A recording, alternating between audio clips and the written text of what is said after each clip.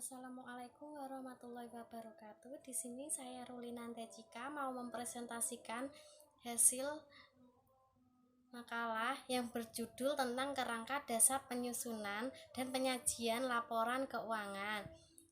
Di sini kerangka dasar adalah rumusan konsep yang mendasari penyusunan dan penyajian laporan keuangan bagi pemakai eksternal.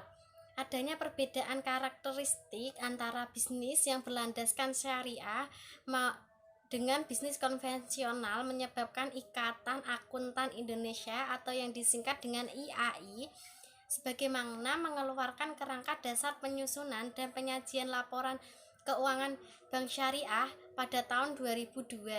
Di sini kerangka dasar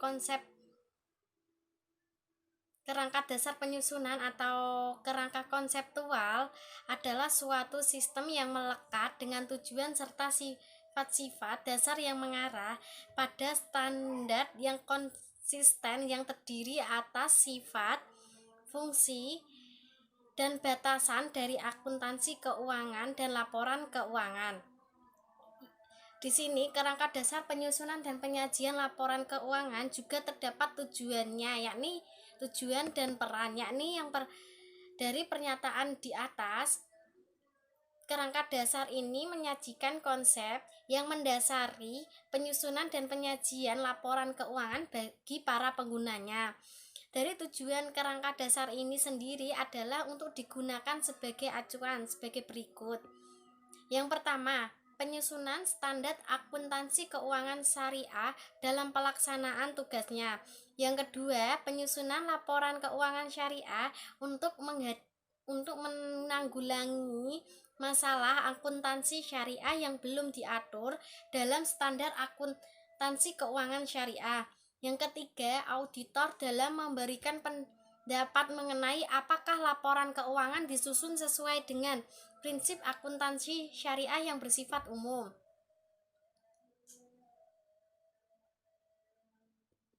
Yang terakhir yakni para pemakai laporan keuangan dalam menafsirkan informasi yang disajikan dengan laporan keuangan yang disusun sesuai dengan standar akuntansi keuangan syariah. Itu tujuan dan bentuk dari laporan keuangan yang syariah. Yang pertama, tujuan laporan keuangan syariah yaitu menyediakan informasi yang menyangkut posisi keuangan suatu entitas syariah yang bermanfaat bagi pemakainya dalam mengambil keputusan ekonomi.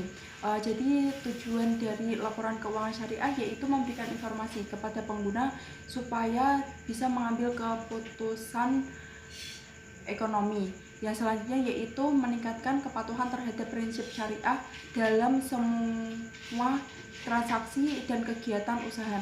Jadi tujuan lain dari laporan keuangan syariah yaitu meningkatkan kepatuhan supaya semua transaksi dan kegiatan usaha itu sesuai dengan prinsip syariah. Yang kedua yaitu untuk informasi aset, kewajiban, pendapatan, dan beban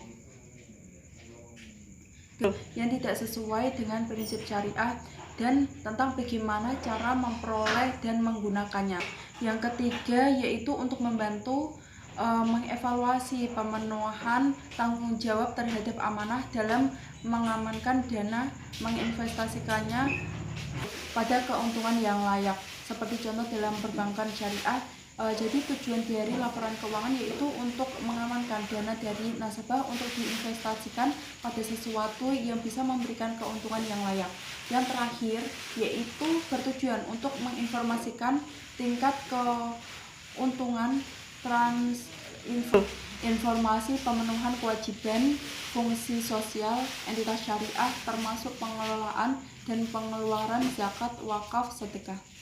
Jadi laporan keuangan syariah juga bertujuan untuk memberikan informasi tentang berapa banyak keuntungan yang diperoleh dari para investor tentang saham yang dibelinya.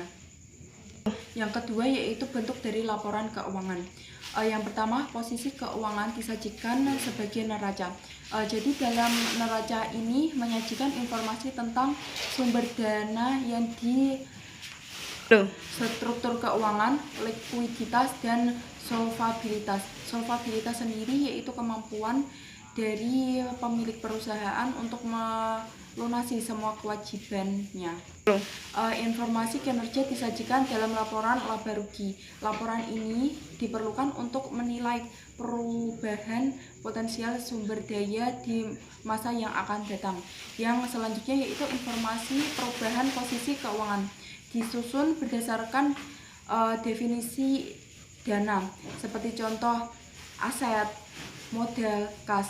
Seperti contoh yang kas itu, jadi informasi perubahan posisi keuangan dalam kas itu dibuat menjadi laporan perubahan arus kas.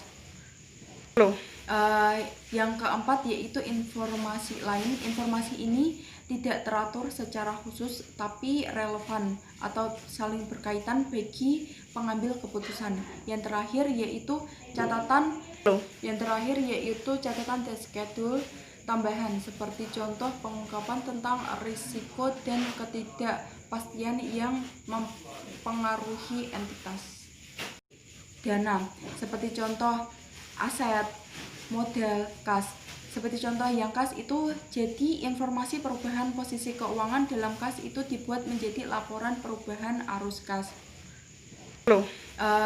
Yang keempat yaitu informasi lain. Informasi ini tidak teratur secara khusus tapi relevan atau saling berkaitan bagi pengambil keputusan. Yang terakhir yaitu catatan dan schedule tambahan, seperti contoh pengungkapan tentang risiko dan ketidakpastian yang mempengaruhi entitas. Assalamualaikum warahmatullahi wabarakatuh. Perkenalkan, nama saya Lutfi Aliftiani, NIM 182051001 dari program studi Perbankan Syariah semester 5A. Di sini saya akan membahas mengenai asumsi dasar dari analisis laporan keuangan dan juga karakteristik dari analisis laporan keuangan yang baik. Yang pertama yakni ada asumsi dasar dari analisis laporan keuangan. Ada dua. Yang pertama ada asas accrual atau basic accrual, di mana basic accrual sendiri ini adalah pencatatan yang meskipun belum ada pengeluaran atau pemasukan, akan tetapi dia itu sudah dicatat. Dalam artian itu dicatat menurut kejadian. Contohnya, semisal ada pembelian kredit dicatat pada saat barang diterima. Bisa dicontohkan, semisal saya mempunyai perusahaan, saya itu membeli sebuah aset mobil sebesar 500 juta dengan cara kredit. Akan tetapi di dasar basic accrual ini akan dicatat sebesar 500 juta meskipun saya belum melunasinya secara keseluruhan. Selanjutnya yaitu ada beban listrik langsung diakui pada akhir periode. Contohnya di sini saya mempunyai beban listrik 300.000 dan meskipun saya belum membayarnya, akan tetapi beban listrik itu sudah saya catat 300.000 di dalam asas basic accrual, seperti itu. Selanjutnya yakni ada lawan dari basic accrual, itu ada cash basic. Cash basic ini adalah pendapatan yang dicatat saat kita itu telah menyerahkan secara tunai uang yang telah kita bayar. Contohnya, semisal saya membeli mobil atau aset itu sebesar 500 juta yang nantinya akan dicatat 500 juta pada saat penyerahan mobil beserta penyerahan uang yang saya berikan kepada pihak dealernya. Contohnya untuk cash basis ini itu menggambarkan arus kas yang menggambarkan posisi keuangan dan setara kas secara real. Untuk DPK atau Dewan Pengawas Keuangan ini juga membutuhkan asumsi yang berdasarkan basic cash, karena di sini DPK itu harus menerima kas yang telah diterima, bukan secara accrual atau kas yang belum diterima. Selanjutnya yaitu ada kelangsungan usaha, di mana dalam keadaan normal entitas itu harus akan beroperasi dalam waktu yang tidak ditentukan. Kan kalau kita punya usaha itu kan nggak tahu sampai kapan ya. Contohnya itu untuk penyusutan, semisal saya memiliki aset mobil 500 juta itu yang nantinya akan kan itu dibuat untuk kelangsungan usaha, untuk sistem operasional dari usaha, dan nantinya lama-kelamaan itu akan menyusut, dan nantinya penyusutan itu menjadi 350, 300, yang nantinya itu akan disusupkan selama umur ekonomis dan sebagai aset tetap sebesar biaya historis. Selanjutnya yakni ada karakteristik laporan dari keuangan, itu ada 4. Yang pertama yakni dapat dipahami, artinya laporan keuangan itu harus dapat dipahami oleh semua pihak, dalam artian tidak hanya mengenai atasan, karyawan, dan yang lain-lain, akan tetapi masyarakat, terus juga pihak-pihak eksternal itu bisa memahami posisi keuangan perusahaan itu seperti apa. Selanjutnya yaitu relevan, dalam artian di sini adalah mampu mempengaruhi keputusan ekonomi untuk membantu evaluasi di masa lalu dan masa kini, dan juga akan memprediksi perusahaan itu di masa yang akan datang. Selanjutnya yaitu andal, dalam artian di sini adalah dapat dipertaruhkan isinya dan tidak menyesatkan orang lain, dalam artian itu bisa diandalkan dari laporan keuangan tersebut. Selanjutnya yaitu dapat dibandingkan, dalam artian di sini adalah dapat analisis keuangan itu dapat dibandingkan dari periode sebelumnya, baik untuk evaluasi laporan keuangan maupun kinerja dari perusahaan tersebut. Assalamualaikum warahmatullahi wabarakatuh. Perkenalkan, nama saya Siti Umi Munawarah, NIM 13. Di sini saya akan mempresentasikan bab terakhir, yakni unsur laporan keuangan dan pengukuran pada unsur laporan keuangan itu sendiri. Nah, pada unsur laporan keuangan ini ada dibagi menjadi 3. Yang pertama ada karakteristik laporan keuangan entitas syariah, yang kedua ada komponen laporan keuangan, dan yang ketiga komponen laporan keuangan lainnya. Yang pertama, karakteristik laporan keuangan entitas syariah itu dibagi menjadi 5. Yang pertama ada komponen laporan keuangan yang menentukan kegiatan komersil. Yang kedua ada laporan posisi keuangan atau yang biasa kita sebut dengan neraca. Yang ketiga ada laporan laba rugi. Yang keempat ada laporan arus kas, dan yang terakhir ada laporan perubahan ekuitas. Sedangkan yang kedua, komponen pada laporan keuangan ini dibagi menjadi 2, yakni laporan sumber dan penggunaan dana zakat, dan yang kedua sumber dan penggunaan dana kebajikan. Dan yang ketiga adalah laporan keuangan lainnya. Setelah itu ada 4 unsur yang berkaitan dengan laporan keuangan entitas syariah.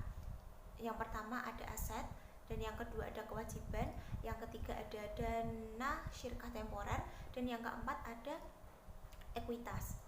Kemudian pada unsur pengukuran ini ada 3 macam. Yang pertama adalah biaya historis, yang kedua adalah biaya kini, dan yang ketiga adalah nilai penyelesaian.